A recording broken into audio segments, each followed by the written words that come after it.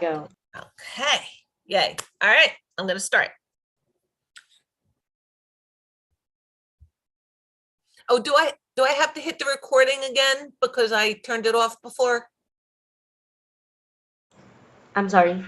Do I have to turn the recording back on because I paused Yes. it before? Yep. Okay, wait, let me just get back to that screen. Where do I do? Or I can record it if you Oh, want. here we go. Oh, can you turn it back on? Can you turn it back on? Yes. Okay, it's on. I'll turn it on now.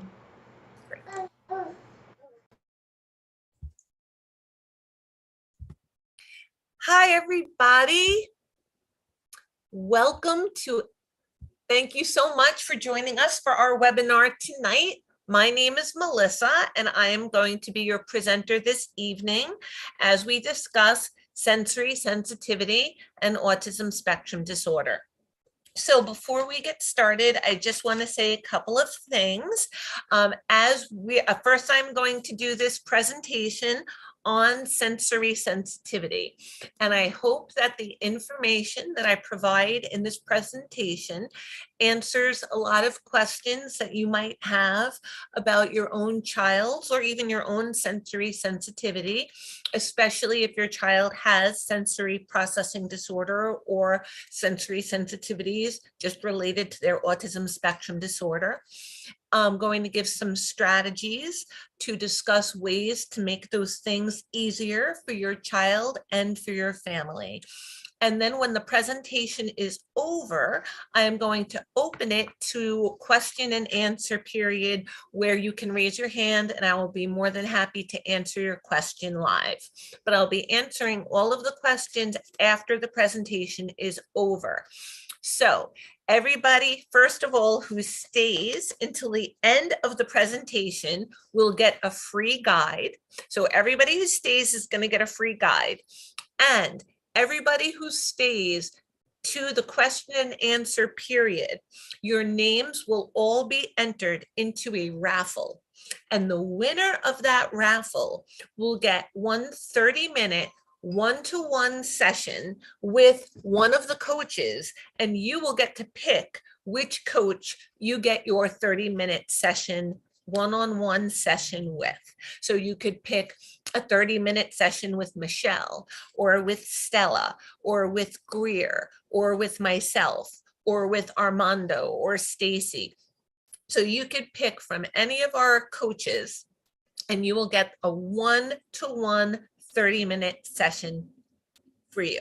So please stay through the question and answer period. That way you will get your free guide and you will be entered into the raffle for a 30-minute one-to-one session with the coach of your choice. If throughout the presentation you have a comment or a question that you don't want to forget, you can certainly put a comment in our chat box or in the question and answer section on your screen, or you can just hold your question. And like I said, at the end, I will give you the opportunity to raise your hand and ask questions. So without further ado, because there is a lot of information to go through tonight, let's get started with sensory sensitivity and autism spectrum disorder.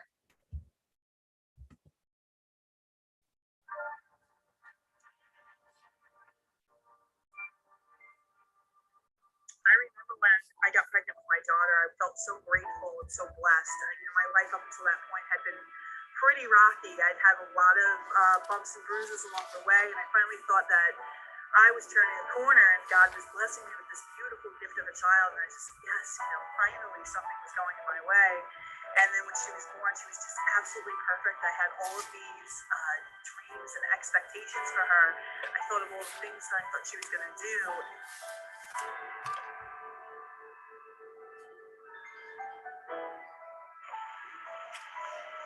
Yeah, good girl. Right after her first birthday, I started to notice her behavior change. She went from, saying that.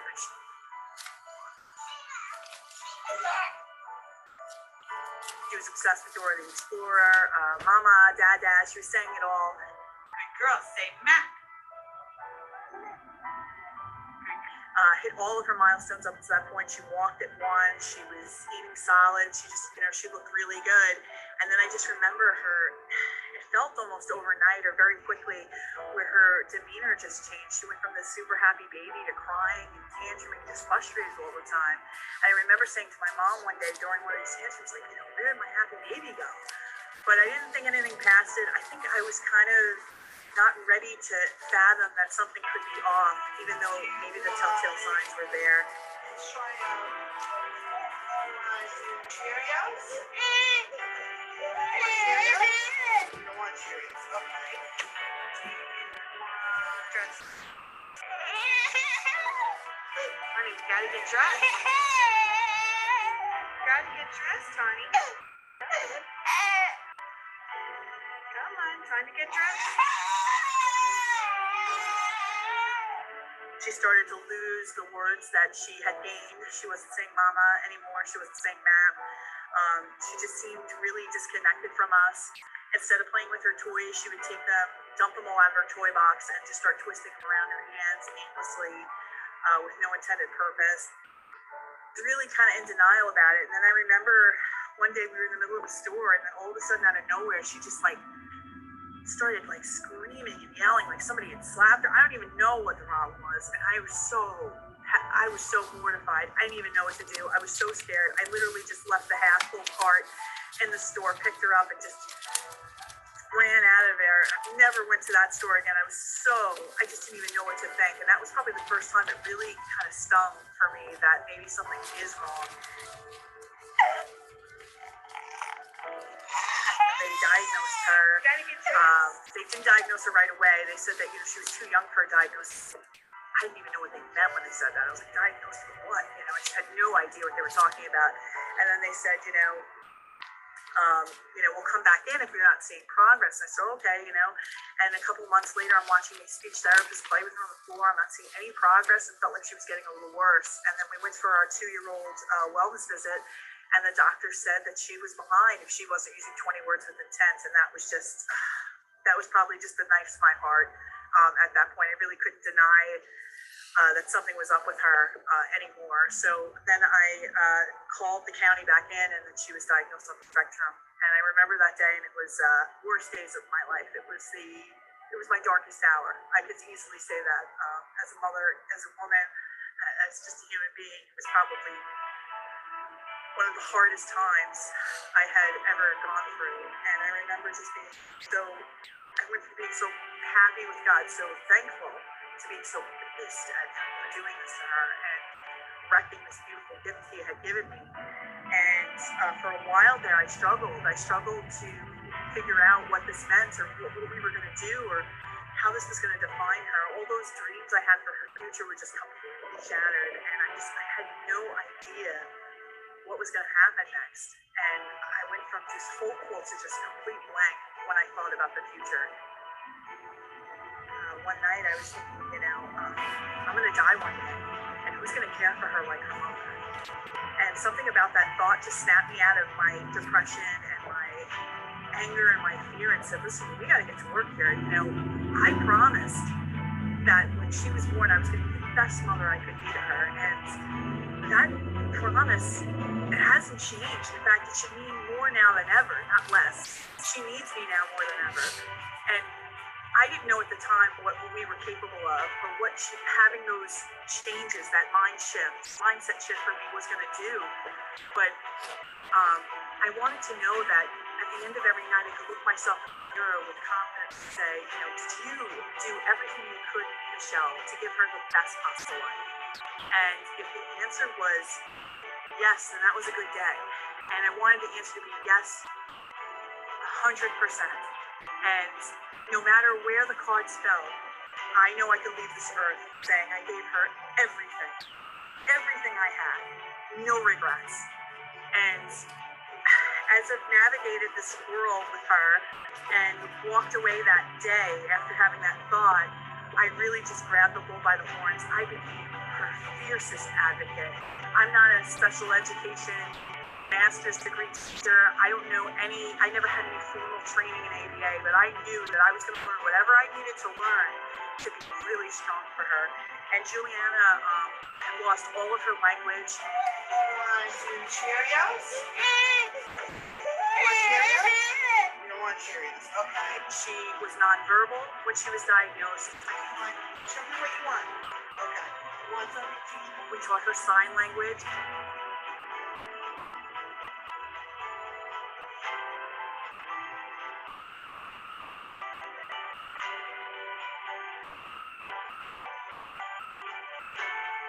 Show me. Juliana, show me. Good girl. Then she went from sign language to word approximations. What? Okay, and give us a compliment. Then she started to speak. Say, I did it. She went from the most restrictive preschool environment. She was in 614, most restrictive preschool, special education preschool environment you could be in. Your name is Jana. Good morning to you. Your name is Jana. And how do you do? Hi, Juliana. To now, where she is almost 8 years old. She's in a second grade class in a dead end school. Integrated class with typical peers. She speaks beautifully now. What did you like about the trolls? I like when they make like coffee, and I like that they know like touch the table. She has a personality. She has conversation skills. There's still things that we need to work on, but for the most part, her future went from lack to now having possibilities. And none of that could have happened had I not kind of gotten out of my own way and really hit the ground running and started to take action for her. And I can't say that I can do that for every parent I coach, but what I can tell them is I will have them feeling like I did, looking myself in the mirror, you looking at yourself in the mirror and saying, I was everything I could be for her today. I have no regrets. And whatever happens, it happens. It's really for us as parents to know we fulfilled the duty that we promised when we had these children, which was to be the best versions of ourselves, to live, to raise these children. I've helped now hundreds of mothers, coach them one-on-one to do the same things I did, to help them to be strong, to help them to craft plans where we're seeing constant progress. This is what I want to do. I want to give you the chance that Juliana's had. I want to give you every opportunity to give your child that happiness. Dear Juliana, today you are with a day full of happiness, spent with friends, friends with memories to believe again, and great times. I hope you will remember. Happy birthday, love, Jane. Oh, I love that video every single time we play it. Oh, wait, I won't play it again. I love when there's a happy ending. So again, I want to just give you a little bit of an overview. So we are going to discuss sensory processing disorder and sensory sensitivity issues as they relate to kids on the spectrum and sensory processing disorder in general. And then we're going to discuss the signs of specific hypo and hypersensitivities across each sense. Then we're going to discuss and take a look at some examples of sensory overload. Then we're going to discuss some strategies that you can use as a family to help your child who has sensory overload and to help yourself if you have some sensory overload issues as well.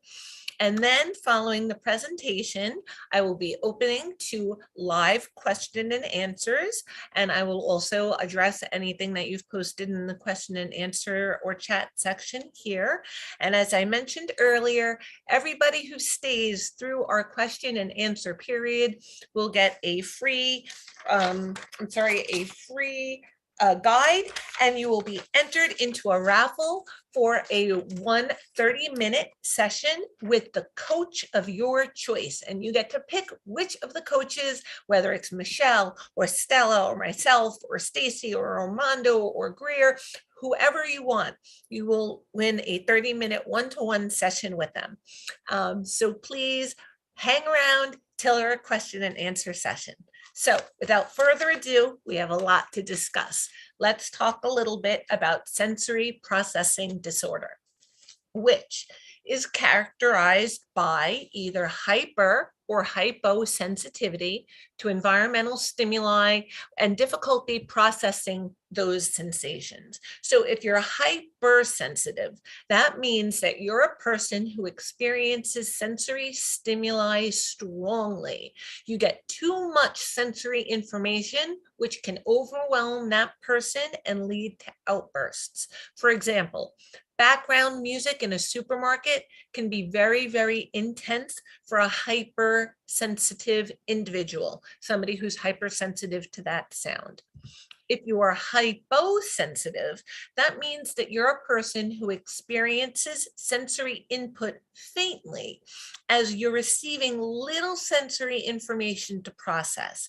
For example, if a hyposensitive person ate something that you might experience as spicy, they might not find it spicy at all and might even want it spicier. So hypersensitive means you're getting too much sensory information. Hyposensitive means you're not getting enough sensory information.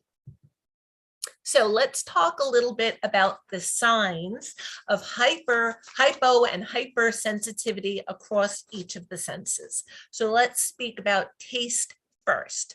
So signs of hyposensitive in terms of taste. If you are a person who is experiencing hypo taste, you might find flavors dull. You might not taste anything at all. This was actually a side effect of COVID, was this hypo taste and hypo smell, where people were not experiencing the stimuli that they were actually experiencing, but it was temporary because it was related to this particular illness. But this is something that, you might be able to relate it to. So this is why they might prefer spicier flavors or strong foods such as chilies. They may also eat or put in their mouth non-edible items like Play-Doh, which is also a disorder named pica. So with hyposensitive in terms of taste, you might develop pica disorder, which is eating or mouthing non-edible items like Play-Doh, dirt, grass, feces, pretty much anything goes in your mouth because the person is trying to gain some stimulation from that. They're trying to activate their taste buds in some way. So they're just kind of experimenting with everything. Everything goes in their mouth because they're not tasting what you would taste if you would have put the same material in your mouth. So some tips to help. You want to make sure to have strong flavored foods available to snack on. You want to use a variety of different texture foods or meals. Try including spicier dishes during the week, even if just for that particular child, and keep non-food items that your child tries to eat out of reach. You want to teach your child which foods are edible and which are not, especially items that are dangerous to eat. So now let's talk about hypersensitivity in terms of taste. So if you are experiencing hyper taste, you will find flavors to be stronger, with some flavors being too overwhelming. This can cause that person to gag or potentially to vomit. As well as this, they might find certain foods are too rough on their tongue, causing discomfort, and it usually results in a very restricted diet or a highly picky eater.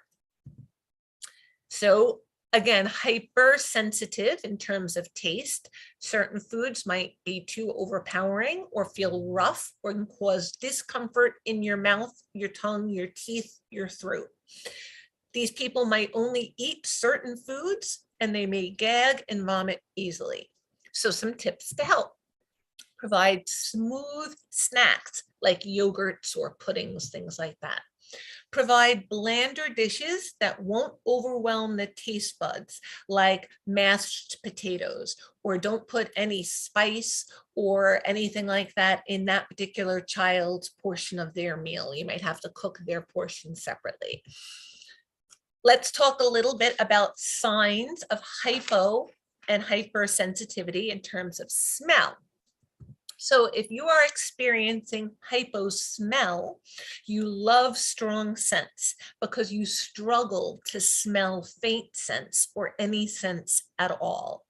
This might mean that they try to smell everything, and they might even lick items to get a better sense of the smell, because those two senses are connected, which is why, like, if you have a cold and your nose is stuffed up, you might not taste things the right way. So sometimes they might try to lick things. As well as this, they may fail to notice extreme odors, including their own body odor. So they may not feel the need, especially during adolescence, they may not realize that they need to shower, or that they have a body odor, or that their room is smelling, or that their clothes are smelling, or that their breath is smelling. So hyposensitive in terms of smell will try to smell everything, might lick things, like strong smells, and may not really notice other faint smells like body odor. So tips to help: buy strong scented washing supplies like body soap and shampoos to encourage hygiene. If they struggle with body odor, buy strong scented perfumes to help mask bad smells. Now let's talk a little bit about hypersensitive smelling. If you are experiencing olfactory hypersensitivities, which is hypersensitive to smell, which is the olfactory sense, you might find that certain smells are amplified, even faint smells. These smells might become too intense or overwhelming and might cause the person to run away from the smell. As well as this, they may prefer to wear the same clothes daily because they may be used to the smell of that particular clothing, fabric, combination of fabric and body odor. So some tips to help: swap out fragranced items like deodorants and shampoos for fragrance-free options. Reduce the use of scented items like candles or air fresheners. Try using fragrance-free washing liquid or powder to encourage your child to wear new and clean outfits. And you may also want to limit what you wear. So I actually had a student that was so hypersensitive in terms of her sense of smell that there was one particular soap that I used daily that really got to her. But as soon as and she would say, like, she would come near me and she would just get upset, and she was trying to explain that it was about her nose, and that she was just, and as soon as I changed this particular brand of soap, she was fine. It had some perfume, like a vanilla kind of scent to it, and she couldn't tolerate it. I could barely smell it. I didn't even realize. But to her, it was so overwhelming. It was like all she could smell. So something that you might not even realize has like a faint smell to it might be so overwhelming that your child can't breathe anything but that odor, and it just might be too much. So let's talk a little bit about hypo and hypersensitivity in terms of sight and the visual sense. So people experiencing hypervision struggle to see objects. They may appear dark. Hypo. They might appear dark or just see the outline of the object. This can cause them to trip over items and appear clumsy. This may mean that when they enter an unfamiliar environment, they will walk around feeling everything to make themselves familiar where things are. As well as this, they love bright lights and vibrant colors. So I'm sorry, this says people experiencing hypervision. It should say hypovision. So again, they love bright lights and vibrant colors. So some tips to help. Keep the room layouts the same to reduce falls and bumps. If you rearrange the furniture or rearrange the configuration of the room too much, you may see more of that clumsiness for your child. So try to keep the layouts the same. Get bright and vibrant toys and objects to spark that sense and interest. And teach your child not to look directly at the sun because it will damage their eyesight. And since they are having difficulty seeing things and lights and colors, they may not experience the same kind of discomfort that somebody else might experience if they're staring into a bright light. And this really can cause damage to their eyes. So it's something that is important for your therapist to know, and your child's therapist to know, and for you to be aware of. So that you might need to have your child wear sunglasses when outside, or just to make sure that they're not trying to look directly into the sun in order to gain access to that stimulation that they're lacking. Okay, hypersensitive vision, so hypervision, have acute vision, which allows them to notice tiniest of things like fluff on the carpet. Their vision might also be distorted, which might make objects and lights appear wavy. As well as this, they tend to hate bright lights and will tend to try to avoid them by looking down or covering their eyes. So they might be trying to avoid looking directly at things and or people because they're hypersensitive in terms of their vision. Their vision is so hypersensitive that it's too much for them to look directly at something or somebody. And like I said, their vision can be distorted. Things might look wavy or look off, and they might prefer very dull and muted colors. So some tips to help. Change out bright fluorescent bulbs for dimmer, easier to handle, softer lighting. Get sunglasses. This can be especially useful in places where fluorescent lights are used, like in supermarkets, where you can't just change out those particular lights. A lot of different office buildings and community places have fluorescent lighting. So if this is an issue for your child, you might want to get either sunglasses, or if they do have trouble with their vision and they wear glasses, I have transition lenses. So when it's brighter, my lenses get darker automatically. Use blackout curtains to reduce sunlight. So now let's talk a little bit about signs of hypo and hypersensitivity in terms of touch, or the tactile sense. So if you are experiencing hypotactility, that means your sense of touch is the tactile sense. So you're experiencing hyposensitive touch. These people enjoy pressure, whether it's from a tight hug or tight close, as this helps them feel, because they're under responsive to stimuli. So they need more of it in order to feel that it's there. Otherwise, they may not even notice that it's there. They may not feel or respond to pain or temperature. So you may not have any sense that your child is hurt. You may not have any sense that they have a fever, or that they're too hot or they're too cold, because they're not indicating discomfort at this. This can become dangerous, as they may not notice bad injuries. There are some people that have this hypotactility that in the past had a ruptured appendix and did not, like you would think, if your appendix ruptures, you're going to automatically just keel over and show some discomfort and tenderness in that area. And there were people that died of septic shock because they weren't showing any signs of appendicitis, because they had this hypotactile sensitivity issue. So if this is something that your child is experiencing, they might be more prone to self-injuring themselves because they're trying to feel something. So if they're squeezing themselves or they're digging their nails into themselves, it's to try to give themselves some sense of sensation in that moment. They might bang their head against the wall or bite themselves in order to feel.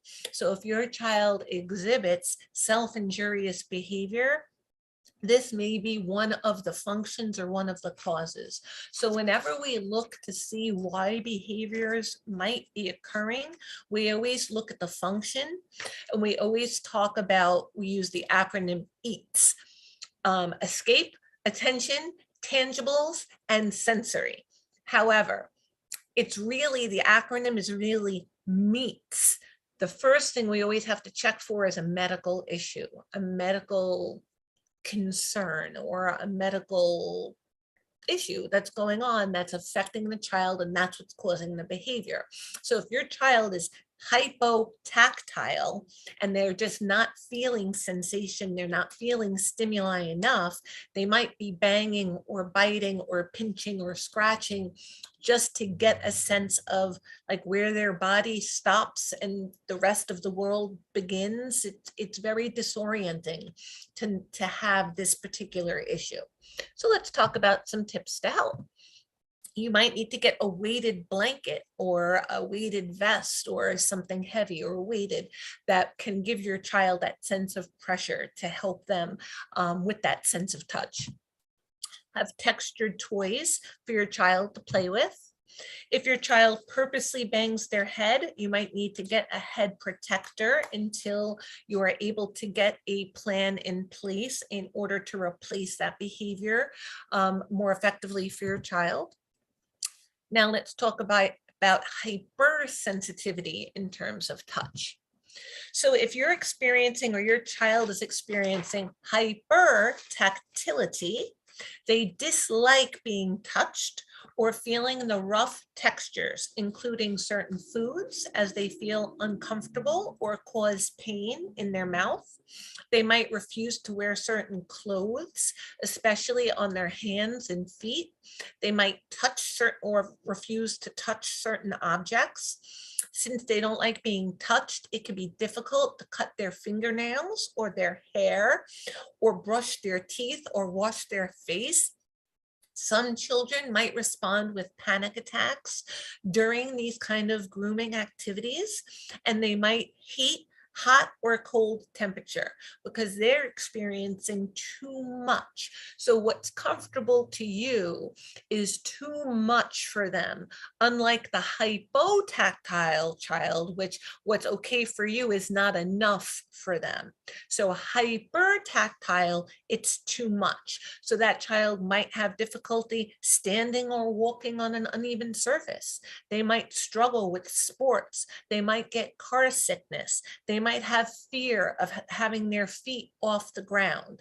So if these are signs and these are behaviors that sound familiar to you, this is something that you might want to explore if this is an issue that's affecting your child and their behavior. So let's talk about some tips to help. You want to let your child know if you're about to touch them so they can prepare themselves. You want to have a sensory box, a box full of different textures your child can gradually get comfortable feeling. You can provide smooth textured foods for your child to eat, like mashed potatoes or yogurt, and you might want to choose clothes that you or your child find comfortable, and you might need to remove the labels from those clothes. That can be very, very, very discomfort for a child.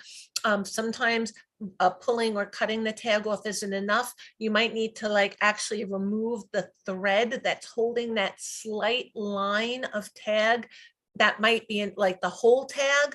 You might think, oh, I ripped the tag off, but there's still a line of thread attached to the smallest piece of material. And that to your child might be just as discomforting, if not more so, than the tag itself. So you might have to actually unsew the tag.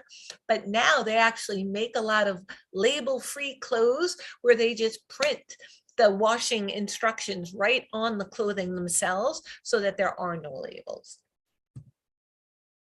You want to let your child do any touch-involved routines, such as brushing their hair or brushing their teeth, so that they have some control over those activities. And again, based on their age and ability to do these activities. And there are a lot of adaptive equipment that's available. Like there's adaptive toothbrushes, there are adaptive hairbrushes, there are tangle-free hairbrushes, there are tangle-free creams to put in your hair to make it easier to brush your hair. There are water like combs so that if your hair is wet, it's way easier to kind of brush or comb through it. So there are also adaptive things that may be helpful if this is an issue that your child is experiencing. Now let's talk about some other senses. Most people think that there are just 5. There are more than just 5 senses. We are now going to talk about hypo and hypersensitivity in terms of balance. So if you are experiencing vestibular hyposensitivity, your vestibular sense is your sense of movement in space, your sense of moving your body through space. So if you are experiencing hyposensitivity, you seek out and enjoy movement. You might rock back and forth or spin around for long periods of time without getting dizzy, because again, hypo, you're not experiencing enough. So what might make you dizzy, it might take 10 times that to make your child dizzy.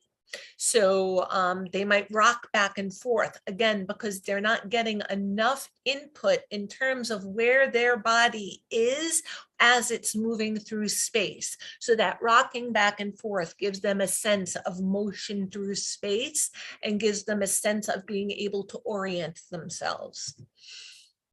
So again, let's talk about some tips to help. You want to let your child enjoy movements like spinning and rocking. Just make sure that their area is safe and clear from objects that they might bump into. You want to visit places that encourage this sense, like parks with seesaws and roundabouts and activities and fairs and things like that. Now let's talk about being hypersensitive in terms of balance. So if you have vestibular, again, the vestibular sense is your body's motion through space. If you have vestibular hypersensitivity, those people might struggle with balancing. They might find it difficult to crawl or walk on uneven surfaces. They may get car sickness very easily. As you can see, some of these things kind of overlap and you can see why, right? They might struggle to control their movement, which can make stopping or playing sports difficult. So they might have difficulty stopping once their body is in motion, whether walking or running, and they might have a lot of trouble or no interest in playing sports. They may fear having their feet off the ground. They might find that movements such as spinning disorients them. Like turning around one time, turning to look behind them might totally disorient them and make them dizzy. Because again, hypersensitivity, you're experiencing too much. So what might just be a brief look over your shoulder might make your child extremely dizzy and disoriented. Some tips to help. Get a motion sickness band. So those are very helpful, motion sickness bands. They touch on the specific pressure point and it can be very, very helpful for your child. Look forward. So when traveling in a car, make sure that your child has a clear view of the road so they could look forward rather than to the side out of the side mirrors. This helps a lot with car sickness, not just for kids that have vestibular hypersensitivity, but for people who have car sickness in general. Looking out of the front window and having a clear view of the road in front of you will make it less likely that you have car sickness than if you're looking at the out of the side of the road, at the road or the trees or the grass. They appear to be moving much faster. So looking at the road for some reason gives a much easier time with that if you have car sickness. Now let's talk about, again, hypo and hypersensitivity in terms of body awareness. So this is the proprioceptive sense. Sorry, lot of 50-cent words in this presentation tonight. So Your proprioceptive sense is your sense of your body's position in space. So where your vestibular sense is movement through space, this is where your body is oriented in space. So your position, are you standing upright? Are you close to an object or far away from an object? So again, where you are in space. So if you are hyposensitive in terms of your body awareness, so you're not getting enough input in terms of where your body is in relation to other objects in space and in your environment, you might find it difficult to judge spaces. You might stand too close to others. You might struggle to navigate a room, bumping into objects and tripping over items along the way. As well as this, you may not be as aware of your body senses, such as feeling hunger or feeling pain or feeling tired. So you may not be aware of those kind of feelings as much as somebody who is not hyposensitive with their proprioceptive sense. Tips to help. Use corner protectors. So if you or your child does fall, they don't hit sharp edges. So a lot of baby proofing stuff, but just for like corners and things like that. Because if, again, you are hyposensitive and you're having difficulty judging your space in relation to other objects, you're likely to bump into things. Have set timers for body sensations. So a timer for meal times, so you or your child knows when to eat, a timer for when to use the toilet, any of those body sensations that they may not be aware of themselves because they're having difficulty understanding their proprioceptive sense, their body awareness sense. Make sure your floor is free from objects and wires to reduce the possibility of tripping over them.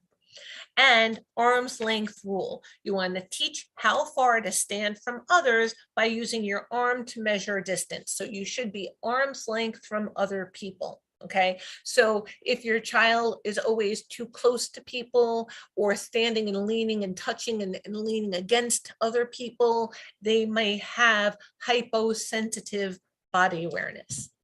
Now let's talk about hypersensitive body awareness, where you have too much information in terms of where your body is in relation to other objects. So if you are experiencing proprioceptive hypersensitivity, you might struggle with fine motor skills. You might struggle moving small objects or holding a pencil correctly. You may move your whole body to look at something instead of just moving your head or just moving your eyes. You might have to move your whole body in order to orient towards something. So again, let's see some tips to help. Play games and activities that build up fine motor skills like puzzles, building with blocks, a threading or a lacing board, stringing beads, Play-Doh, anything to help increase these fine motor skills, and fun and slow, because this is difficult for your child already. So we want to go slowly. Now let's talk about hypo and hypersensitivity in terms of sound. Very common issue for people that experience sensory sensitivity in general. So if you experience hypo hearing, your auditory sense is hypo, so you're not getting enough input. What is a normal sound to you is way okay, so they're not hearing what you're hearing. They're hearing way less. Everything is muffled. So they enjoy loud noises because loud noises they can hear, they can perceive, they can process that input. They might create loud noises. They might bang doors. They might seek out noisy places to stimulate their hearing. They may yell. They might make random loud noises suddenly. People with hypo hearing may find that they have partial hearing or none at all, or they might feel like they do, but they might find that their hearing sense might be damaged. This can make it hard to hear faint noises like background sounds. So Again, if your child is seeking out noisy places, if they're making loud noises, if they continue to stimulate, trying to stimulate their hearing, they might be experiencing hypohearing. So they're not getting enough input from the typical sound stimuli that other people are experiencing. So some tips to help could be have times throughout the day where you or your child can make as much noise as they want. Not all day, but there are times during the day where they can. Use visual aids so they can clearly understand what is being said. Look at your child when you're speaking to them. That also makes it easier for them to attend to you. Make sure you're speaking clearly, loudly, and using the language that they're likely to understand. You want to let others know that you or your child has hypohearing so they can communicate with you more effectively. You might take up hobbies that involve loud noises like playing the drums. Now let's talk about the opposite. Let's talk about hypersensitive hearing. People with hyperhearing dislike loud noises, finding them painful. They might cover their ears. They might make repetitive noises in order to block out as much loud noise as possible. If they're making their own repetitive noise, that's something they can focus on in their head to try to muffle or block out normal environmental sound that to them sounds like it's at a volume 20, where you might hear it on a volume of 5. They might find noises are magnified and are hard to block out, even quiet noises such as a conversation far away. The noises can become muddled up, which can make it difficult to keep track of conversation.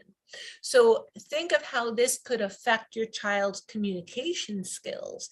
If they are hypersensitive with their hearing and there are more than one person talking and that's all getting muddled together, it's going to be very difficult for your child to follow along with that conversation. It's also going to make it very difficult for your child to tolerate background noises during conversations or during tasks with which they really have to focus and concentrate. As an example, I happen to have a fan on in the background of the room right now. You may or you may not hear it through this video. If you had hyperhearing or your child had hyperhearing, they may hear that fan so loudly that they couldn't concentrate on the words that I'm saying right now, because the fan might be so loud that it's hurting them to hear it. It just might be so loud that it's making them uncomfortable, or it's making this environment so uncomfortable that I need to now escape this painful or uncomfortable environment. So let's talk about some tips to help. Reduce unnecessary loud noises, such as loud phone ringtones.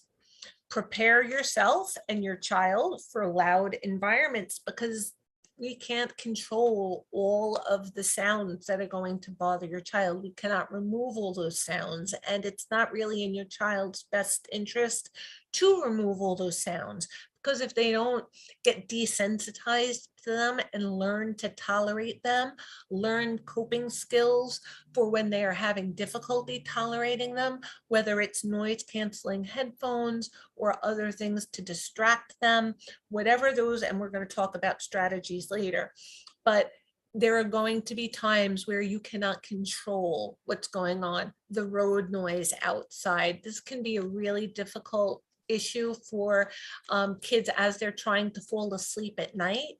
You might not hear anything, but the environmental sounds from outside can be so loud that it sounds like there's a party going on right in the next room.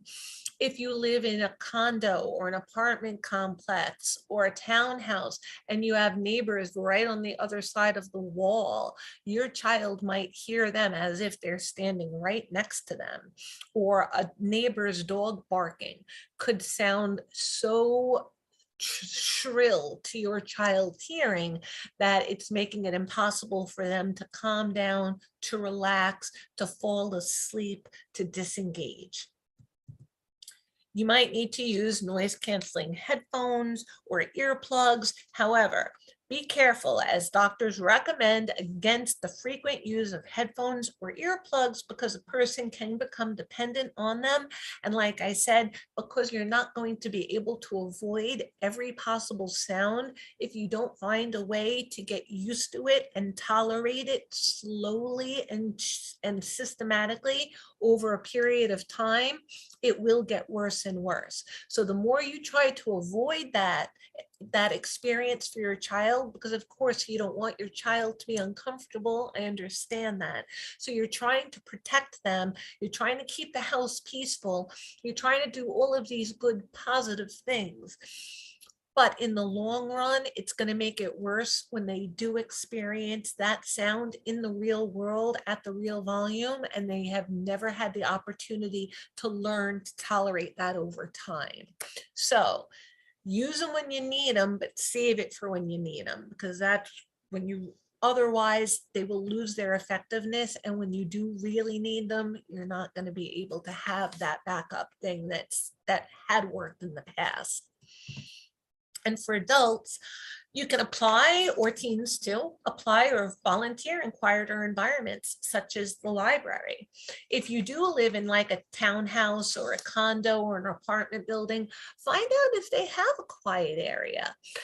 So I happen to have a couple of clients that live in like those kind of environments where the condo or the townhouses might throw parties or have events or do things like in their clubhouse that can be really, really, really disturbing to a resident who has hyper hearing. So again, you want to find out if your child has hypohearing, is that the environment that does throw a lot of parties or has a lot of events if you're looking for a place to live. If you're already living there, you might want to find out, do they have a quiet room? Are there quiet times? Do they limit the time of day that they will allow those activities to go on or will sponsor those activities, so your child can at least like have a countdown to, they don't go past 8 o'clock or they don't go past 10 o'clock, or at least they'll have some sense of control. Or do they have like their own library or their own quiet room? So if your house or your child's room is too overstimulating for them, maybe they can go to the quiet place in your condo or townhouse, or your local library might be a better place for your child to be able to focus and do their homework than in their bedroom where their sibling might be listening to the TV a couple of rooms away, but your child is hearing it as if they're watching it themselves. So let's talk a little bit about sensory overload and what that's actually like. We've talked about signs and symptoms of certain specific overloads to different specific senses. So now let's talk about sensory overload in general, okay? If you are someone who experiences difficulty processing sensory information, you can sometimes go into a state of sensory overload. Sensory overload occurs when a person experiences too much sensory stimulation and they can't handle it all. So think of a sensory overload as similar to what happens to a computer when you ask it to do too many tasks at once. It freezes up, right? Asking it to process more tasks is only going to make it worse, certainly not going to make it better. So the best thing you can do in that moment is remove the demands and give it time, like reboot and start over. So if your child is in the middle of experiencing sensory overload, it's not the time to give them directions. It may not be the time to prompt them.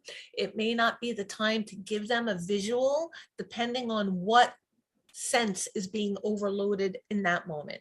So if your child is being visually overloaded, they're hypersensitive to visual stimuli, so they're getting too much visuals, it's not the time to hold up a visual prompt to them. If they're hypersensitive to touch and they're starting to have a panic attack, it might not be the time to prompt them to go into their room to calm down or do deep breathing. So remove as much of the sensory input as possible during an overload. and give it some time so that your child can calm down, so that their computer can unfreeze and unlock, and then we can move forward from there. So let's look at some examples of sensory overload.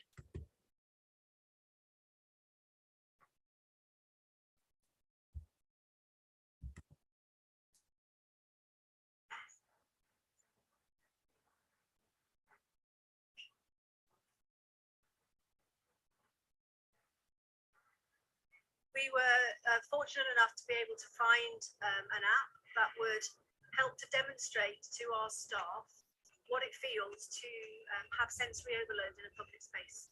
Now that app is a MedCap app actually, and it's designed to show what it's like if you are on the autistic spectrum and you have a sensory overload issue in a public space. And my sound is up.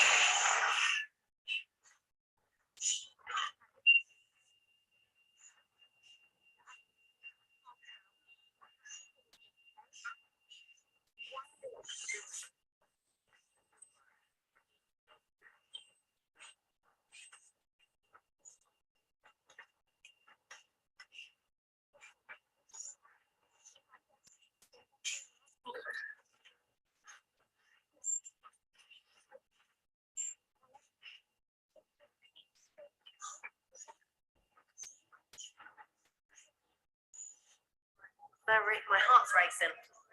It's still racing now. It's too loud. Your vision's going. It's confusing. And obviously with the sounds of the heart beating, actually my heart was beating because I can imagine being in that situation. It was really scary. Breathing, calming down. See, everything's fine now. So that's one example. I want to get to another example.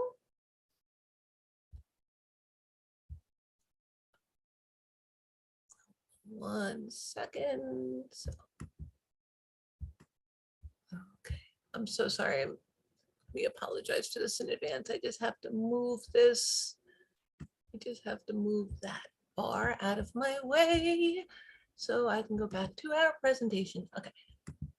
And here's another video for you to take a look at.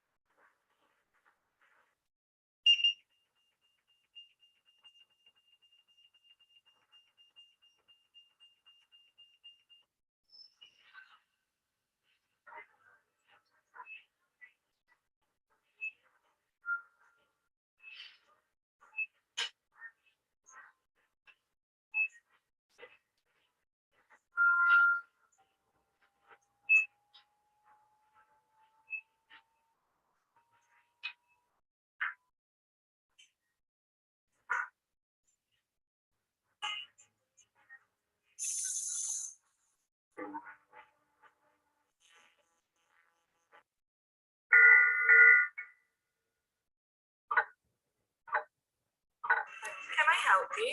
Is there anything you'd like? Would you like something to drink? Would you like something to eat? Okay, so you can see how difficult that was. So just some video examples to try and give a little brief empathy in terms of what your child might be experiencing if they're having sensory overload, and especially in a public place. In that first video, I'm not sure if it was easy for you to tell, but the mom was trying to give the child directions and was far away and was trying to say things like, calm down, it'll just be a minute. And it was almost impossible to hear and to understand in the middle of all that other sensory stimulation that was going on for that child in the moment from their perspective. So again, that's just something good to try to keep in the back of your mind in terms of what your child might be going through in the middle of experiencing the sensory overload. So let's talk about preventing sensory overload and what we can do about that. We want to recognize what the overload looks like for your child specifically. Overload can show up in different ways for different people. It could look like a panic attack. It could look like getting hyper or shutting down or having a meltdown, which resembles a tantrum but is not thrown on purpose. Does the person's mood usually change when they're overwhelmed? And if so, how does their mood usually change when they're overwhelmed? Do you notice if there are any self-calming behaviors that tend to happen when the child is overwhelmed? What tends to calm this person when things are getting bad? This can help you notice when the overload is coming. Are there abilities that are lost or limited during overload? Normal abilities can become harder or impossible to use during overload. So their speech or motor skills or other skills start worsening before overload. That's a useful warning sign. So a lot of people will say to me, a lot of parents might say to me that my child can usually talk, but when they start to get upset, it's really difficult for them to express themselves when they're upset, even though they can talk. We've practiced it during session. When they're calmer, they're able to tell me if they need help or if they're upset. But if they're in the middle of having sensory overload, sensory processing overload, then they're going to have more difficulty using their words, using their motor skills, using all of these things that they might be able to do when they're calm. When you're escalated, it's harder to think clearly. When you're having anxiety and when you're escalated and overloaded, it's almost impossible to think clearly and rationally. So you have to wait until that person is calmer to be able to think and act rationally again, and to use those skills, like I said, that they may be able to use at different times. So let's take a look at this example of sensory overload.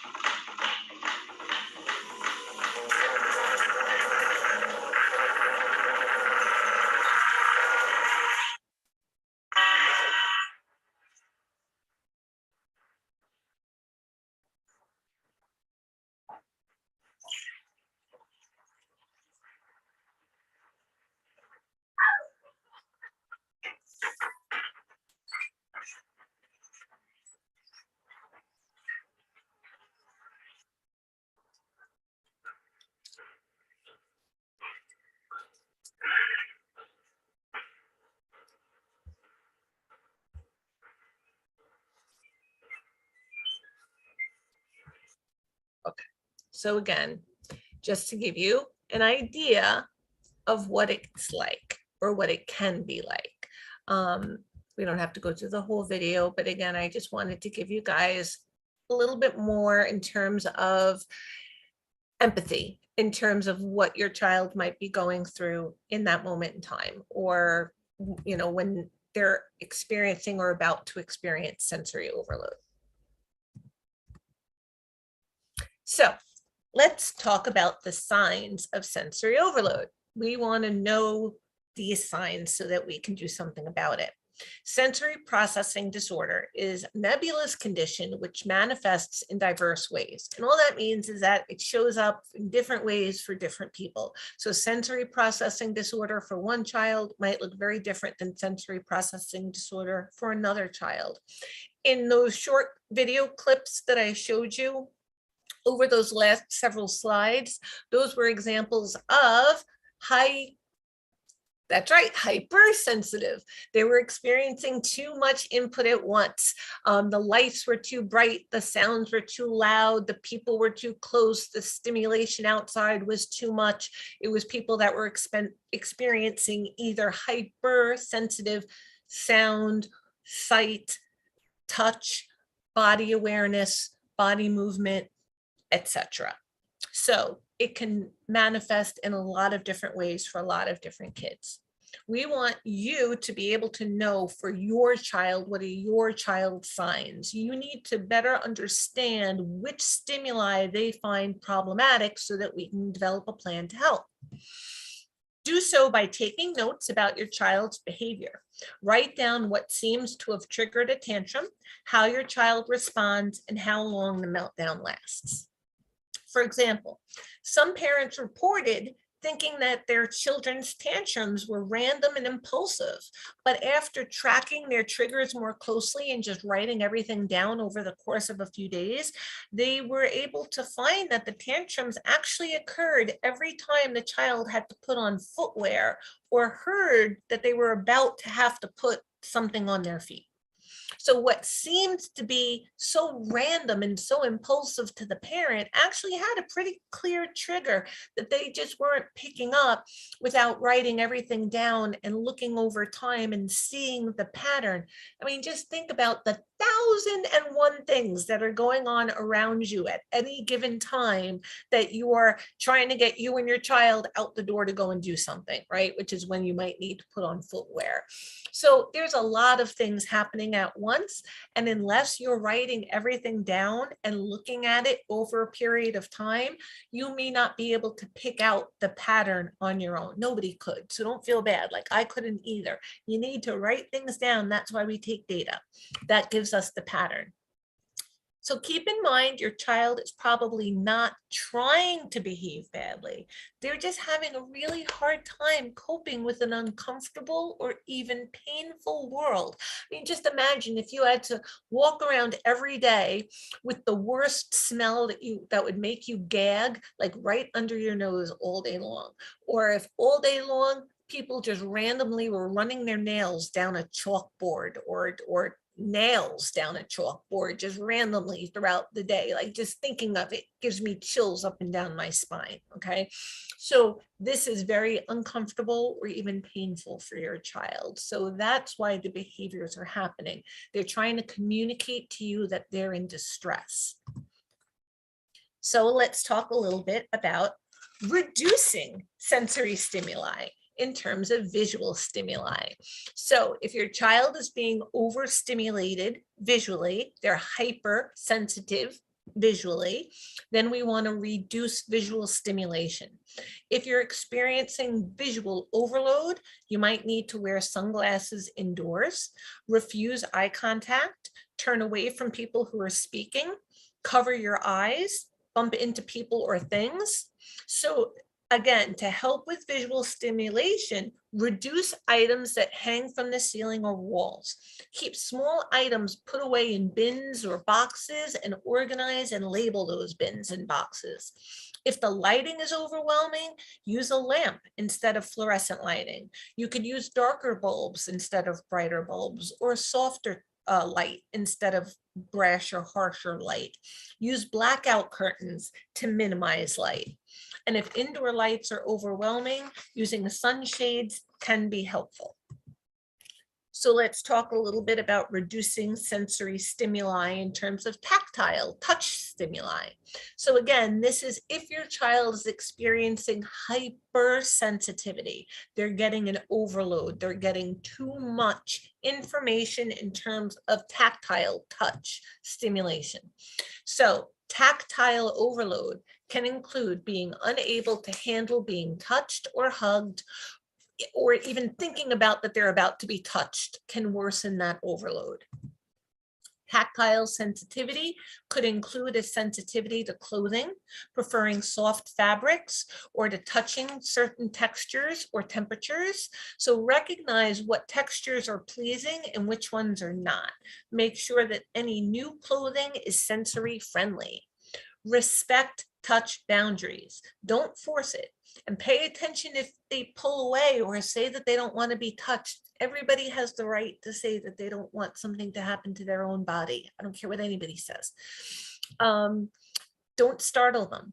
Let them see you coming if you are going to touch them, or tell them or ask them that you're going to touch them, but don't do it quickly. Don't come from behind. Like, be very predictable. Come from the front.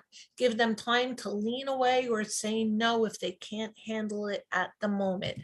Everybody has a right to say, do not touch me, and to have that adhered to. Encourage comfortable clothes. Itchy or painful clothes shouldn't be worn no matter what the occasion is, because that's just going to make everything worse. So comfortable clothes. Touch sensitivities might be worse on some days than others. So some clothes might be okay sometimes, and sometimes they might not be okay. So what do? I've got my sister's wedding coming up, and they want my son to be the ring bearer, and he's got to wear a suit and a tie, and he's got clothing sensitivity. Well, you either say thank you, but no, because that's just not going to work out for anybody, and it's too much stress, it's too much everything for everybody, and there's too many variables and things that could go wrong. Or you say, yes, but these are the things that might go wrong. Or you put comfortable, soft, t-shirty clothes underneath the suit jacket, and you do the best you can. You make them comfortable. They only have to wear the suit jacket during that walk up the aisle, and as soon as they're done, they can get into something more comfortable. Believe me, if there's somebody close enough to you to ask your child to be part of a special occasion, chances are that they know your child well enough to know that there might need to be some accommodations made if such and such occurs. It's probably not going to come right out of the blue. Let's talk about reducing some sensory stimuli in terms of sound, auditory stimuli. We want to lower the noise level. If you are experiencing sound-related overwhelming behavior, it might include not being able to shut off background noise, like somebody having a conversation far away, or your neighbor in the next apartment, or the road noise, or somebody taking their dog for a walk down the block. Some noises can be perceived as excruciatingly loud and distracting. To help with noise overstimulation, shut any open doors or windows that might be allowing sound inside. Lower or turn off any music that might be distracting or go somewhere more quiet. Minimize verbal directions or conversations if things get bad. Having earplugs, headphones, and white noise and pink noise might come in handy when noises seem to be too overwhelming. Use short yes, no questions if you're talking to someone who's overwhelmed. They can respond with thumbs up or thumbs down. Use the minimum number of words. Only ask what you have to ask. Use the fewest words possible to ask what you have to ask. And like I said, make it yes or no, shake or nod or shake your head, thumbs up or thumbs down. Or point to this picture, point to that picture, but make it as minimal sounds as possible, even from the child themselves. Let's talk about reducing sensory stimuli if you're being overwhelmed by smell or olfactory stimuli. In this case, you want to limit the strong smells. Some fragrances or stenches might be overwhelming, and unlike sight, you can't just shut your nose to disengage that sense, right? So if smells are overwhelming, consider using unscented shampoos, detergents, or cleansing products. Remove as many unpleasant scents as possible from the environment. Again, you can buy unscented products. You might enjoy getting crafty and making your own unscented toothpaste or soaps and detergent. Avoid overdoing it, even if it's a nice smell. Like you might think, well, if I put this nice smell here, it'll make things better for her or better for him. Overpowering smells are unpleasant, even if the smell is sweet in smaller amounts. So just think, like, if I happen to love the smell of vanilla, I like vanilla, but if I was surrounded in a room where all I could smell was vanilla and nothing else, I would start to gag on it. Like, it's going to be too much. Too much of anything is a bad thing, right? So even if you think it's a good smell, too much of it is what's bad. It's not the smell, it's the amount of it. Now let's talk about reducing some vestibular stimuli. So let's pay attention to vestibular input, which again is our movement through space. A person who experiences sensory overload might be sensitive to perceptions of balance or movement. So vestibular input is balance and movement. So that's why, like, they'll say if you have like an ear infection, you might be off balance, right? Because it's affecting your vestibular sense. That's why it's your balance and your movement. So they may be particularly susceptible to motion sickness, easily lose their balance, or have trouble with hand-eye coordination. So if the person is overwhelmed by movement or is inactive, you can try slowing down your own movements. Practice moving slowly and carefully to different positions. So transitioning from lying down to standing, from standing to sitting, slowly, carefully, easily, so that the person feels comfortable. Now let's talk about being able strategies to address these sensory sensitivities. One way that's frequently recommended is to create a sensory diet. This is a way to help the person's nervous system feel organized and efficient. And they'll provide sensory input in a way that's nourishing and routine and predictable. A sensory diet can include sensory input created by interactions with other people, the environment, activities scheduled at certain times of the day, recreational activities, etc. The goal is to calm the person and normalize sensory input over time, teaching the person to manage impulses and emotions and increase productivity. So we're teaching them to experience the senses that they need to experience and to get used to things that might make them uncomfortable. So if you're hyposensitive to touch, so you're under responsive to things, you want to have a lot of things that your child can touch and squish and feel and has different textures to it, so they can get as much experience getting that input as possible. And if they're hypersensitive to touch, having those objects around lets your child practice getting used to the experience on their terms in a predictable, safe manner, which makes it a lot easier for them to feel comfortable trying it if it's on their own terms than if they just randomly happen to encounter it in the natural environment. So if the person is overstimulated by auditory stimulation like sound, you might minimize verbal directions and instead use more visuals. Spend time in places with minimal background noise. Allow the child to use earplugs. But remember, the auditory sense still needs nourishment. So you also have to give the person time to listen to their favorite music as well. Let's talk about other strategies to address sensory sensitivities. You want to arrange a safe space for your child to take shelter when troubled. Even children with the most mild cases of sensory processing disorder will become overstimulated and will need to withdraw from others from time to time. Like, don't we all every now and then just have to go take a breath or use the bathroom just so you could go and have a minute to yourself, where you could take some deep breaths, reorganize yourself, use your coping strategies, and then go back and encounter whatever it was you were in the middle of that was getting you overwhelmed in the first place. Many parents find that this measure can even help prevent future tantrums. If your child gets overstimulated easily, have them take a break from social playtime or other stimuli every 30 minutes instead of waiting for an episode. So be proactive.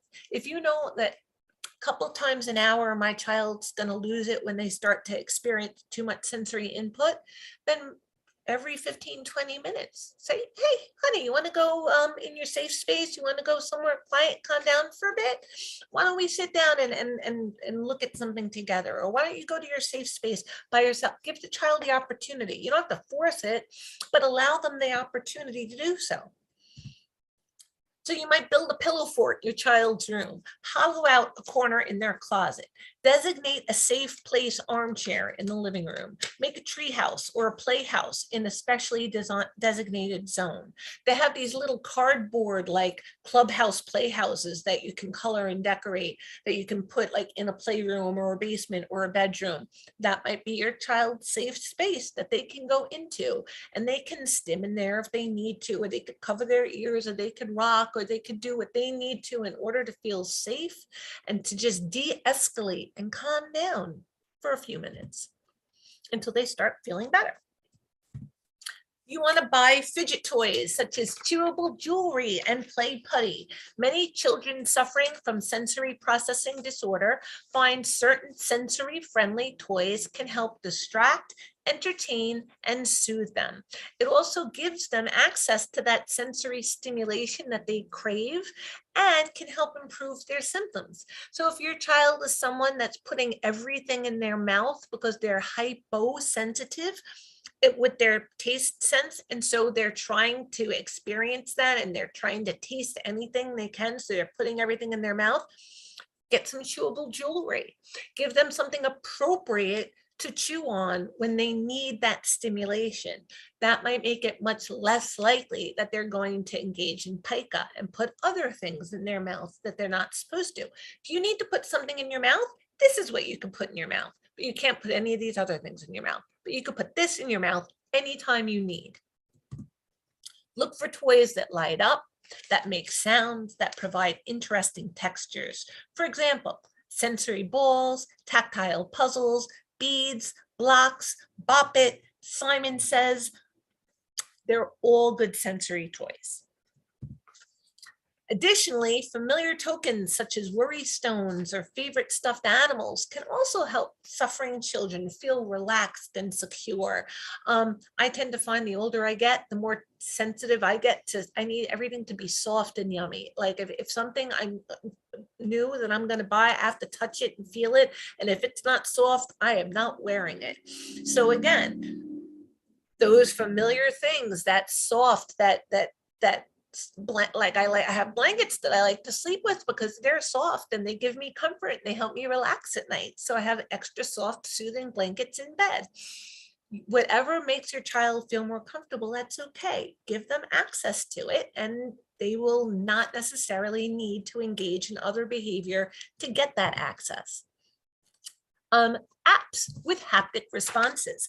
So a haptic response means something that you can feel, that you can touch. So they have apps for the iPad, for the iPhone, possibly for the Android, but I don't have an Android, so I'm not sure. But these apps, when you use them and you're holding the phone and you're using the apps, you can feel the sensation through that phone in your hand, you're holding it. So if you look at the picture on the screen, it looks like one of those, it's like a bubble wrap thing where kids like to pop bubble wrap. And they came up with these toys where you push and it's almost like popping bubble wrap. Well, on the phone, when you're holding the phone in your hand and you're tapping on the bubbles, you feel it with the hand that's holding the phone. Exactly the spot that you tapped makes a little vibration. So it feels like you just popped that bubble and that you can feel it in your hand. And these apps have fidget spinners and all these other games, marble runs and squishy, it looks like putty. It has all these haptic responses. So if you go to your app store and search for haptic apps, you will find a variety. Check them out and see which ones might be good for your child. I happen to like Tappy and Anti-Stress. They have a lot of relaxing games, fidget toys, and like I said, it's got the haptic response, so you can feel it through the phone. Let's talk about some strategies to address these sensory sensitivities. You want to prepare a to-go kit for outings, for when you have to go out to the community. Outings can be some of the most exciting times for your child, but with excitement can come anxiety. So they can also be a prime time for tantrums or meltdowns or episodes of overstimulation. Packing a portable kit full of calming, reorienting tools will mean that you can meet and address that behavior even when you're out of the house. For example, fill a pack with noise-canceling headphones, a favorite toy, sunglasses to shield bright lights, a compression vest, a snack to prevent hunger tantrums or sugar crashes. Let's talk about some additional strategies. You want to intervene early. Sometimes a person might not realize that they're struggling and might stay longer than they should to try to tough it out. This only makes things worse. Intervene on your child's behalf as soon as you notice that they're getting stressed. Help them take some quiet time to calm down. This will also teach them that at the first signs of feeling distress is when they should start using their coping skills. Because once it escalates too far, once it gets too big, you have to wait for it to kind of crest and pass before you can intervene again. Because like I said, when they're in the middle of the overload, you've got to take away demands. You've got to calm things down, remove that sensory stimuli. You don't want to be giving directions and prompting at that point. But at the very first signs of that anxiety or that potential meltdown, that's where you prompt your child to, let's go take a sensory break. Let's pull out our kit. Let's use some of our strategies. And over time, your child can learn to use that self-management strategies as well. Be compassionate and understanding. Your loved one is feeling overwhelmed and upset. Your support can comfort them and help them calm down. Be loving, empathetic, and responsive to their needs. Remember what some of those videos were like, just experiencing them through your computer for a few minutes. And imagine what it's like to live like that. You see how upset your child is? That's because they are genuinely overwhelmed. Avoid overreacting if they act out. And I know that is so way easier said than done, but in some cases, overloaded people might become physically or verbally aggressive. As a caretaker, it's hard not to take it personally, but this reaction is more about panic and not about you. So they're upset, they're pissed off at the situation, not at you, but they can't control anything right now. So they're just lashing out. Okay, so it's not about you, it's about the situation, and it's about their discomfort and their lack of control over experiencing this uncomfortable situation and not knowing what to do about it. Physical aggression is usually a response to provocation, like being grabbed or cornered. So give some space. If you see your child's getting aggressive or posturing, back off and give some space. Back up if they flail or throw things. You could also try placing cushions to protect them or to give them something safe that they can throw, or to protect yourself or others in the environment. Outbursts during sensory overload are usually a reaction to being overwhelmed. It's nothing personal. They don't want to hurt you. They're just trying to escape and to release emotions. It's like that catharsis. give them space if they need it in the middle of a meltdown. Like if your child is upset, like telling them to calm down is not going to be, I know if I'm upset, yelling at me to calm or just telling me to calm down is not. Tell a woman who's upset to calm down and just see what happens. Okay, that's about the reaction you're going to get if you're just telling your child to calm down. If they need some space, give them some space, and then we can address it. Provide an exit. The fastest way to stop the overload is often to remove them from the situation. Can you take them outside or a quieter place? You can gesture for them to follow you or show them the way by opening a door so you may not have to touch them or speak to them in that moment. Ask before touching them, as we discussed before. During overload, the person might have trouble understanding what's happening. And if you startle them, they might misinterpret it as an attack and they might get aggressive to protect themselves. Offer first and talk about what you're doing before you do it, so they have time to decline. So like as an example, I'd like to take your hand and lead you out of here. Is that okay? Do you want a hug?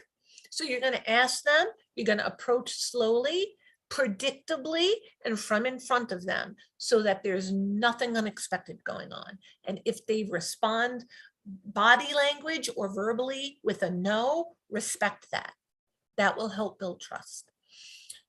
Ask simple yes or no questions if you need to know something. So we discussed that before, but open-ended questions are harder to process. If you have to generate information, if I just say to you, what's going on? That's an open-ended question. You can't just answer yes or no and we're done. Like what's going on, you have to think about and respond to. But saying, are you having a good day, is a closed-ended question. You can say yes or no, and that conversation is over. So open-ended questions are harder to process when you're overwhelmed. Yes, no, simple things are easier to process when you're overwhelmed. Their brain is already struggling to cope.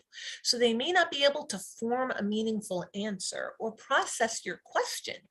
If it's a yes or no question, they can nod their head, give a thumbs up or a thumbs down, but don't ask questions unless it's necessary. Just like you shouldn't try to get a frozen computer to work by giving it more commands, asking the person to process more spoken words could be too much for them as well. Gradually increase exposure and proximity. Your child will require gradual desensitization rather than sudden exposure. We want to get them used to experiencing these sensory issues slowly, systematically, and at their own pace. That way they can build up a toleration of the non-preferred stimuli. So as an example, if your child is hypersensitive to sounds and they have an issue with sirens, you could start with pictures of fire trucks in books. Imitate the sound. Once they get used to the pictures of the fire trucks in the books, you can imitate the sound of a siren with your voice, quietly and pleasantly, with the books that they happen to like. You could read books about firefighters and police officers. Once they're used to that and can accept that, then you might watch YouTube videos of fire trucks in action where you can control the volume. Once they can tolerate that at a higher volume, then you might arrange for a tour of the local fire station. Eventually, the vehicles will become such a part of everyday life that it won't bother them so much. You also want to alternate noisy and quiet.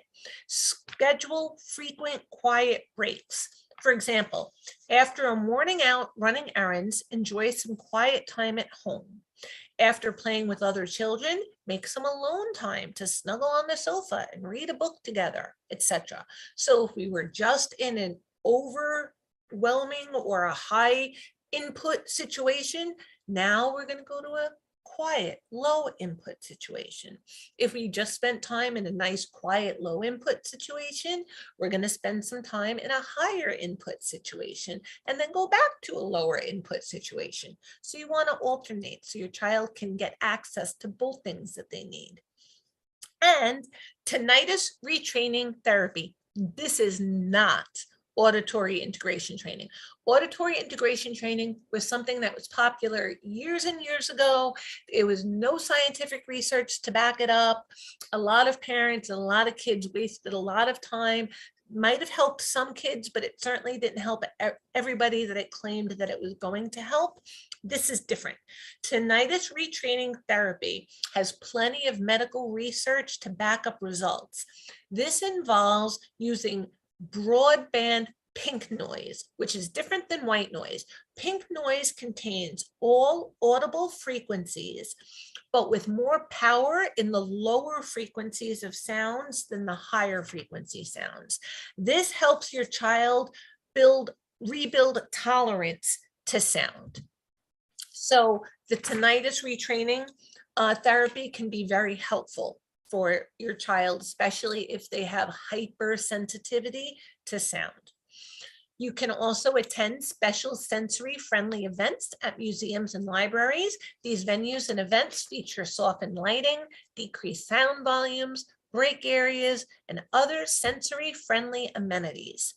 You may also consider supplements. Many people with tinnitus or hyperacusis, which is a kind of hypersensitivity to sound. So again, you're too sensitive to sound. Sometimes those people are deficient in magnesium or other minerals. So consult with a doctor to determine if nutritional supplements might help. Avoid food additives. There are certain food additives, especially those in the I always have trouble saying this, salicylate family, are associated with noise sensitivity. In fact, medical literature refers to a salicylate as a tinnitus inducer. Salicylates are natural chemicals made by plants. They're found in fruits and vegetables and help protect plants against disease and insects.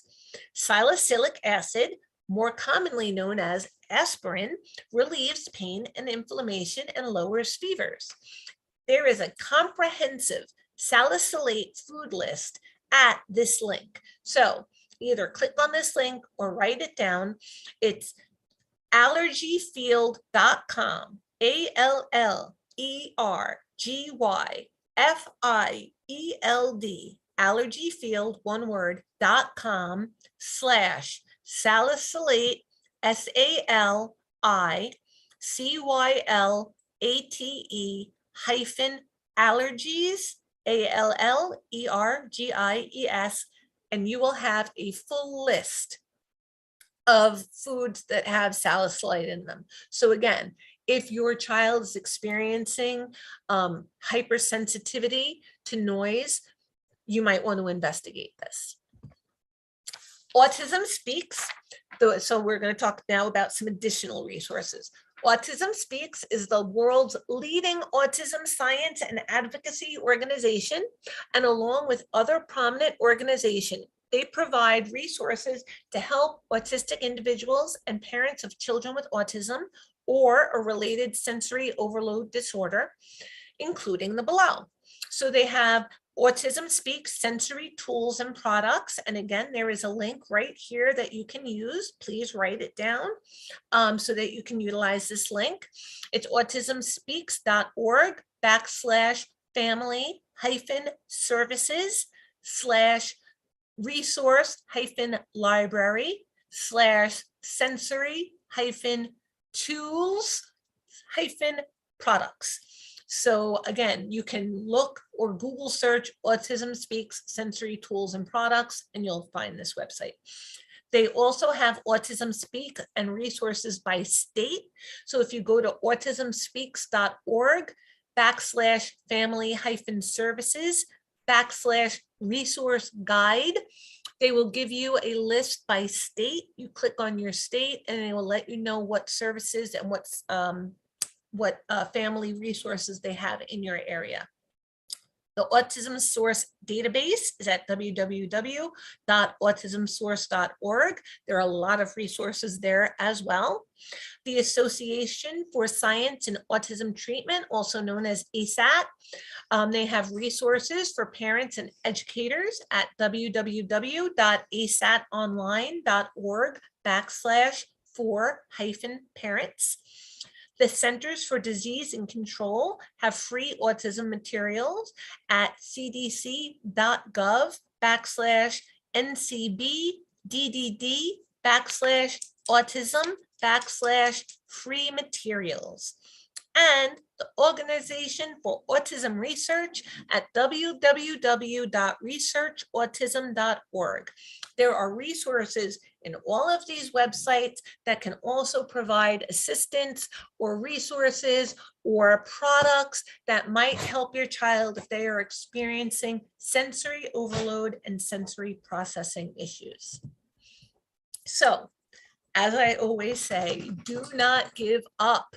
A person can live a full life without fireworks shows, sporting events, and concerts. However, when sensory sensitivity interferes with everyday activities, then it's time to look more carefully and seek guidance. A systematic approach to sensory sensitivity can lead to a greater enjoyment of relationships and increased inclusion in community-based activities. And that's what we all want for your child. We want to open opportunities for them. We want to give them the opportunity to experience all the things in life that they can experience without having to not experience certain things because they're too overwhelming. So that's what we're here to help with. So if the strategies and suggestions in this presentation are not enough, or you're having difficulty implementing them, or you have questions, book a call, ask for help, come to us. That's what we're here for. That's why we have meetings and workshops, and we have the group, and we have our program to provide this ongoing support for you. So let me tell you a little bit about Champions for Our Children's Masterclass. So, steps to becoming a champion for your child is a 3-step process. First, you have to understand that your child's behavior is their communication. We taught them by responding in predictable ways that when you do this, this reliably follows. And they've learned that that's how they could communicate certain things to you, like displeasure, or the need for attention, or the desire for something that they want, or their discomfort, or pain, or pleasure. So their behavior is their way of communicating things to you, whether it's smearing poop or tantruming or running away.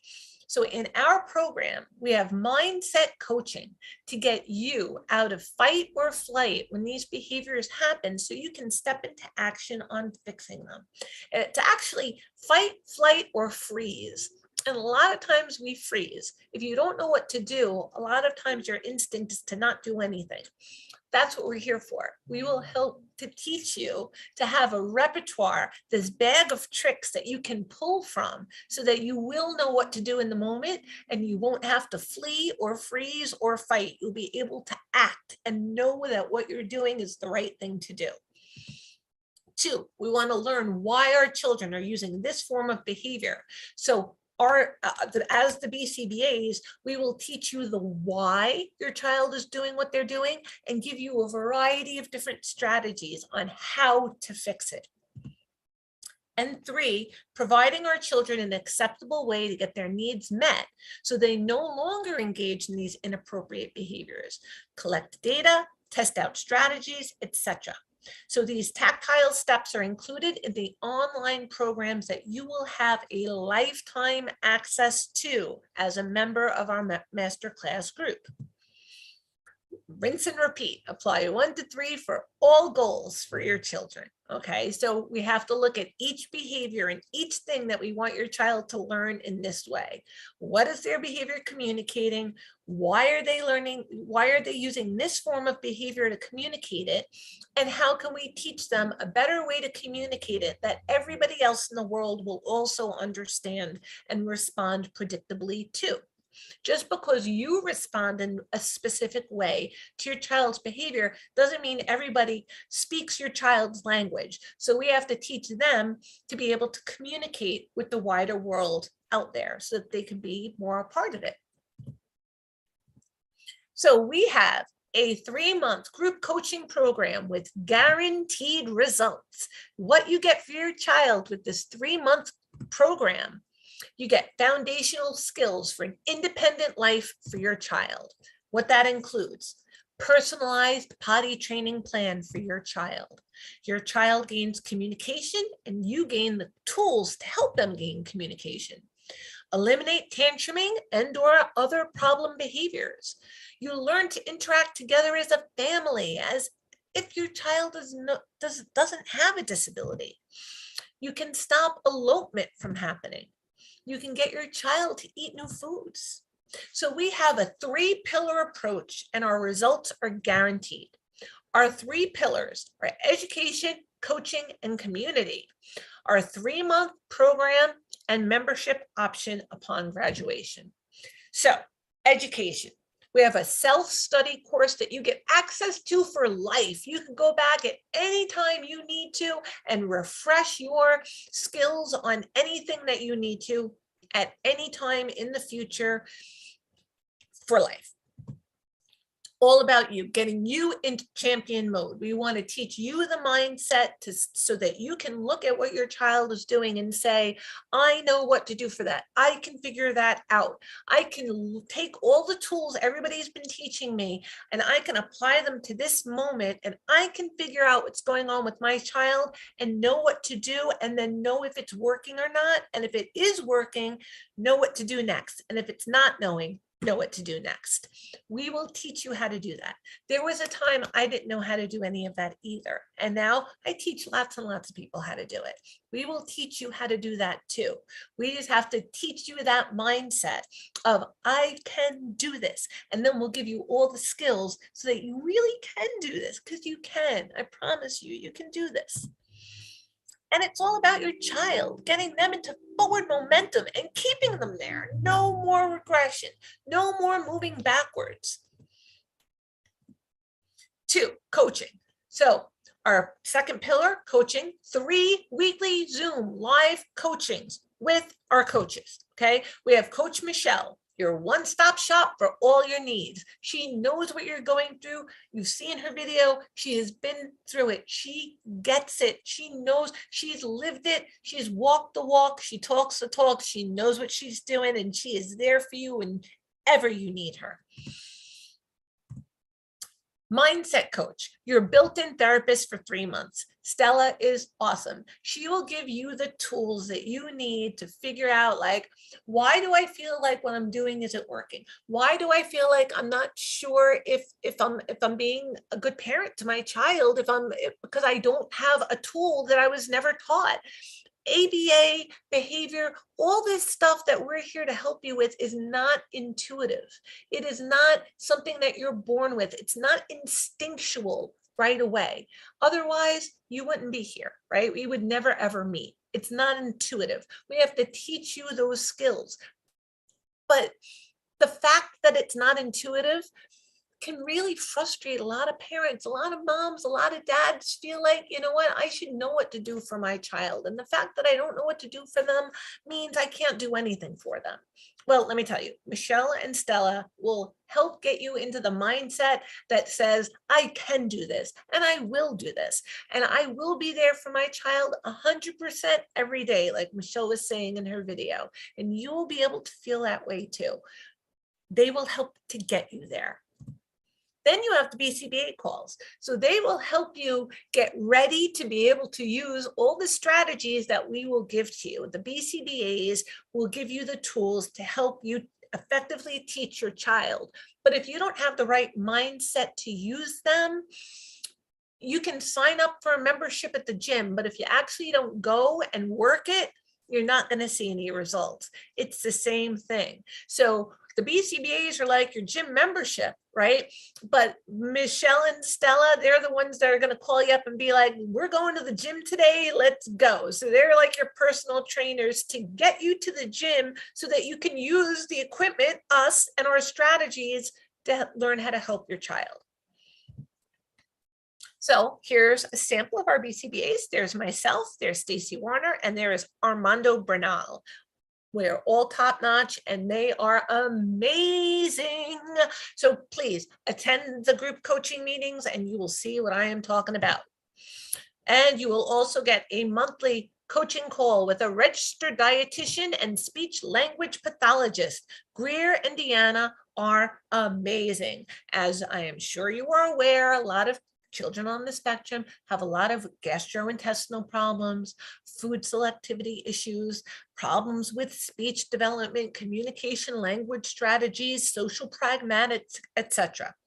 This is where Greer and Deanna come in. So we're hitting things from all angles. Be part of this program and you will have access to all of these different specialties so that you can hit this from all angles too. And community, our third pillar. And this is our North Star.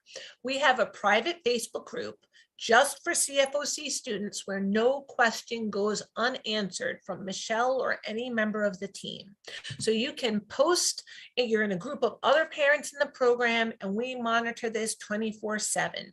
You have questions in between calls, post a question, we will answer you like that. And other parents might jump on too and be like, I was just there and this is what I did and this helped me. Or I know what you're going through, hang in there. I know it's tough, but I stayed and now my child's doing blank. Or I'm also having trouble. Let's help each other. Let's tag each other and let's help each other through this. So we give you this great community full of people that get it. They're living it too, and they also need help. So now, all of you that have stayed through this presentation and have now arrived at our Q&A time, congratulations. You will all be receiving a free guide. And in addition to the free guide you will be receiving, you have all been entered into a raffle where one of you will win a one-to-one 30-minute coaching session with the coach of your choice. You can pick any of the coaches that were on that previous slide that I just mentioned, and you can have a 30-minute one-to-one coaching session with any one of us. So you are all now entered into that raffle. Now, I'm going to open this up for live question and answers, but first I just want to take a look at the chat. I see there have been a lot of comments in the chat. Also in the chat box is a link where you can book your free complimentary call. So if you want to sign up for our 3-month program, if you want to see if this is the right program for you, if you have questions about what we offer and how we offer it, book the call, have the conversation, and see what we can offer for you. So please, if you don't book the call, you'll never know what we could possibly do for you. And I really want to get to know you and know your kids so that we really can help get you to that place where you are the one that are making the plans, fixing the plans, monitoring the plans, adapting the plans, fading them out, and generalizing them into the community. And you will get there. So let me just take a look through the chat, the Q&A, and then I'm going to open it to some hand raises. I see a lot of just like saying hello from everybody. I'm very, very glad. Let's see. Yes, the recording will be sent to all of you guys 24 hours after the workshop. So you will be able to see this video presentation again and again, and you'll be able to get access to those website addresses that I mentioned before. And yes, a child could be hyposensitive and hypersensitive at the same time with the same sense. Absolutely. A child might be understimulated in some circumstances with some stimuli and might be overstimulated with others. They might be overstimulated auditorily. They might be understimulated with their in terms of their taste. So that's absolutely possible. Yes, yes, yes, Amy. Let's see. What if a child hates having their hair washed? So again, that was one of those things that we mentioned throughout the presentation, that it could be one of those issues that's related to maybe she doesn't, maybe she's hypersensitive to touch and getting her hair wet and having to the sensation of the shampoo and the rinsing and having your body wet and cold at the time.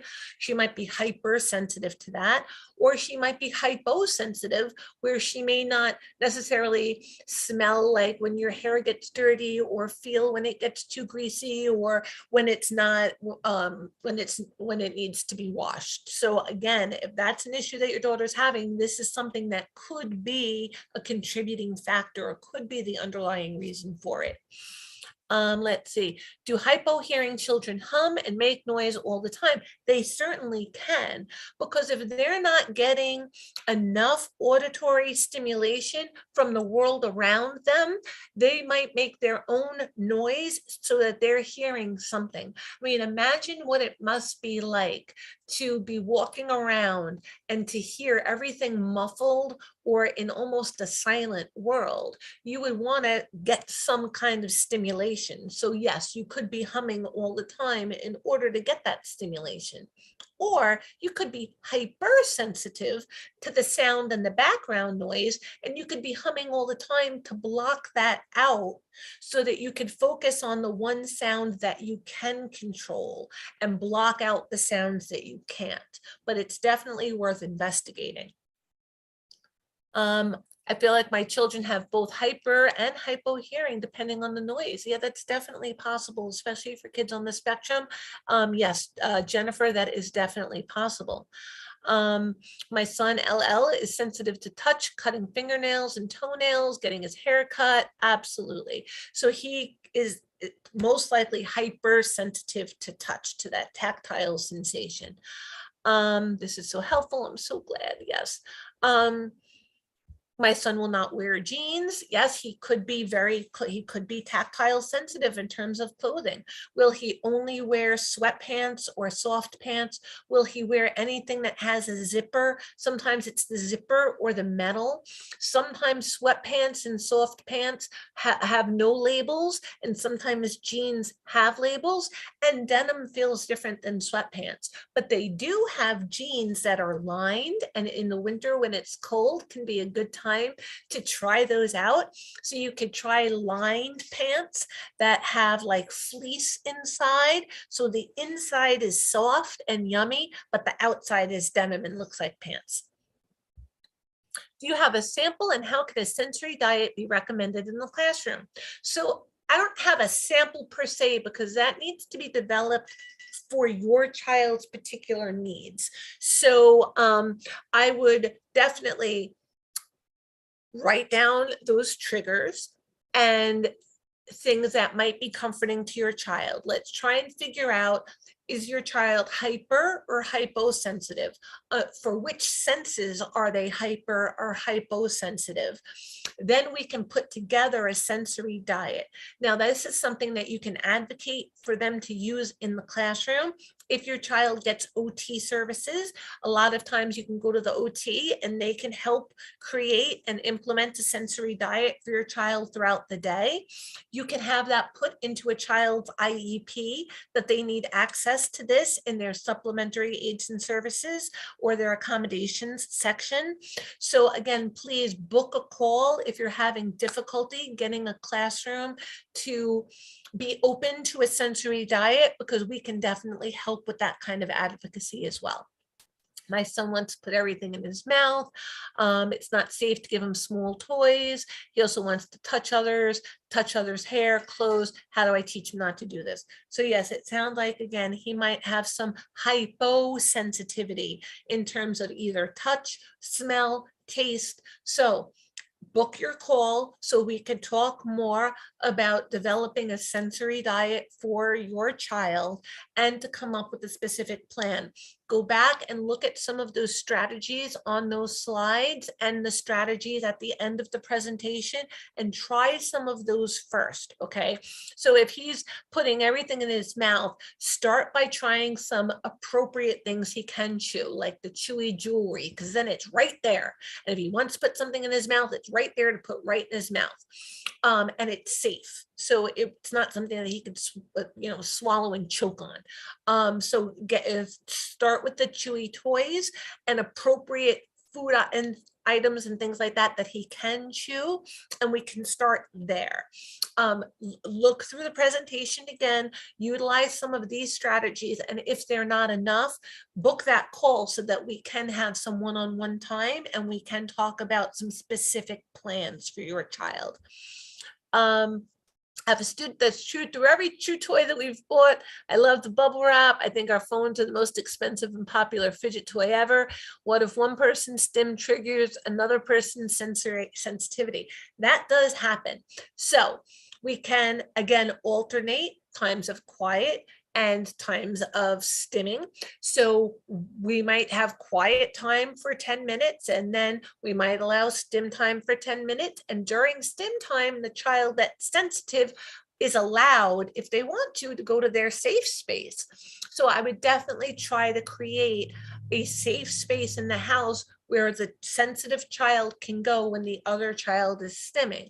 And again, we want to limit that access. So we want to give some quiet time, some stimmy time, some quiet time, some stimmy time, and alternate back and forth. And if that's not enough and those other suggestions aren't enough, again, reach out so that we can work on some one-on-one suggestions as well. Okay, what I would like to do now is, I'm seeing a lot of thank you and a lot of very similar comments here in terms of my child is sensitive to his clothes, my child is sensitive to sounds, etc. So again, please, you'll get a copy of this presentation. Go back, print it out, look through it. You try some of these strategies. These are all starting points. So if these starting points work for you, we can build on them. If these starting points don't work for you, book your call and we will come up with individualized starting points and then the next steps after that. Ashley asked a question, what is MEETS stand for again? So MEETS is an acronym for how we determine what the function of a behavior might be.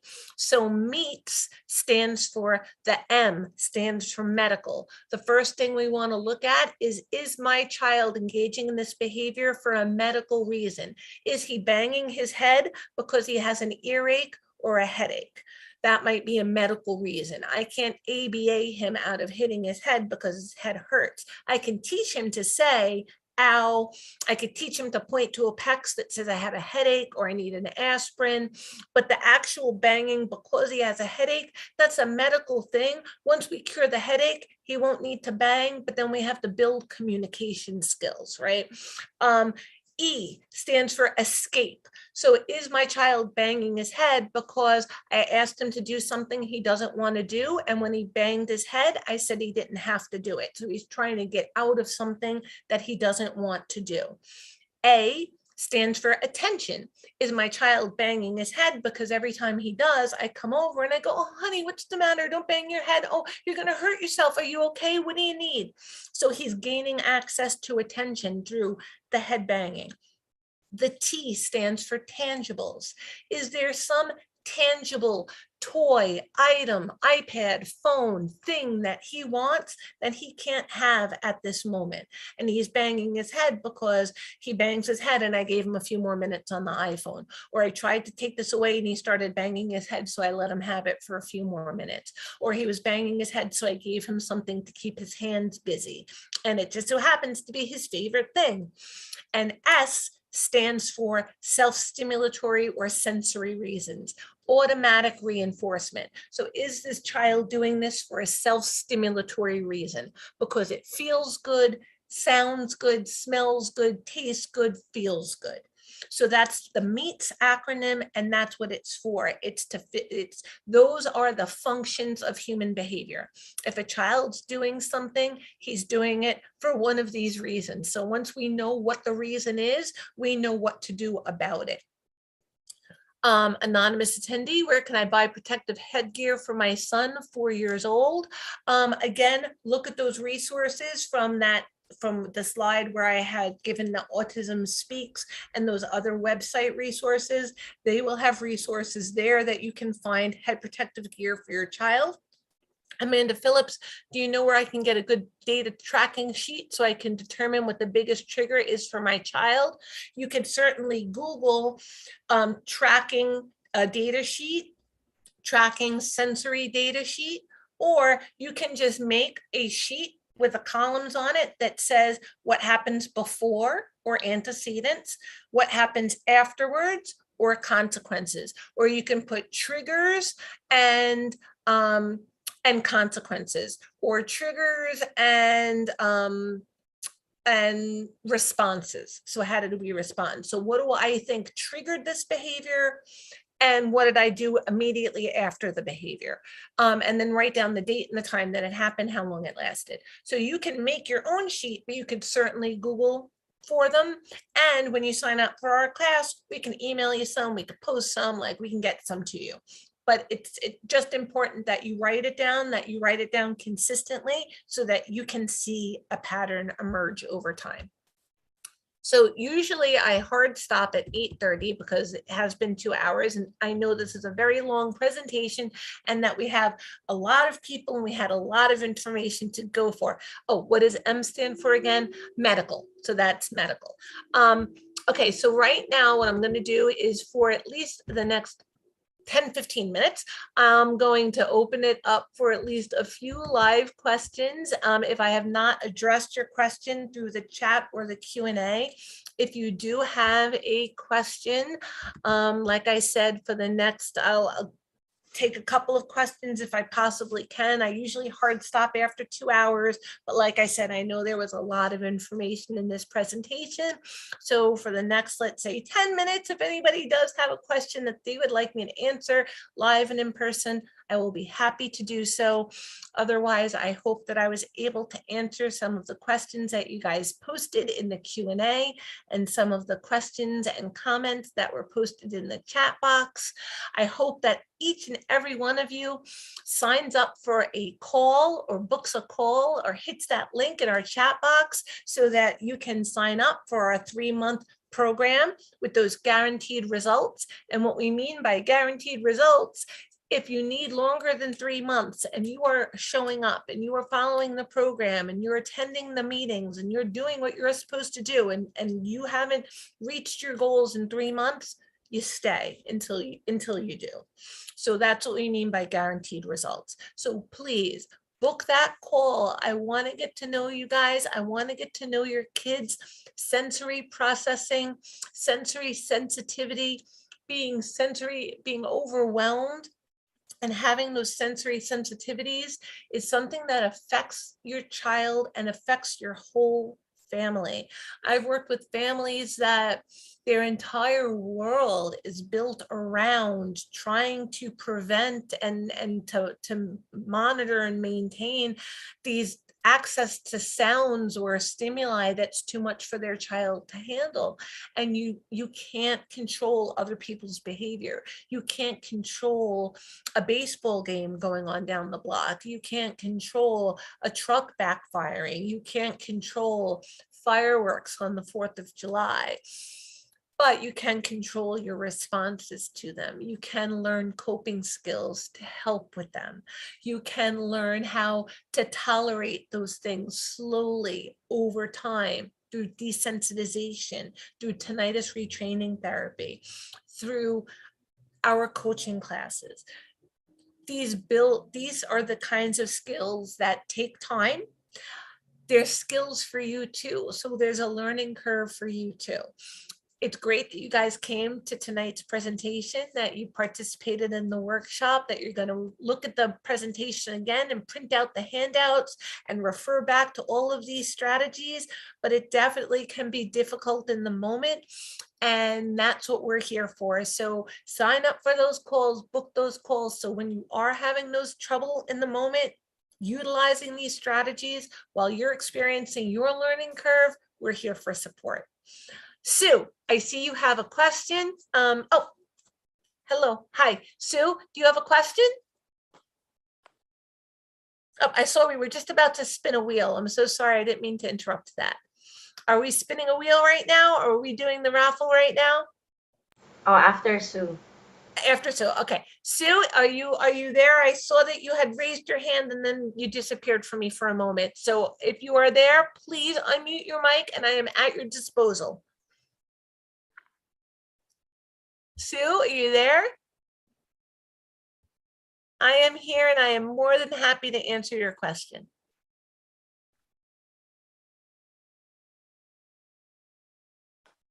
Okay. No? Okay, maybe it was a mistake. Maybe it was by accident. Well, okay, maybe we should spin the wheel and then we'll spin the wheel and then if Sue unmutes her mic, I can answer her question right afterwards.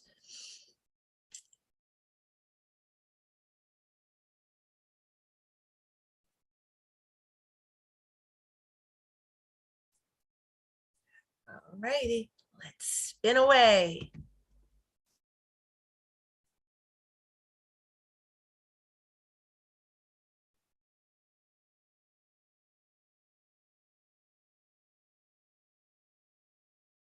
Mary McGrath, we have a winner, Mary McGrath. All right, way to go, Mary. So you get to pick the coach that you get to have your one-to-one 30-minute coaching session with.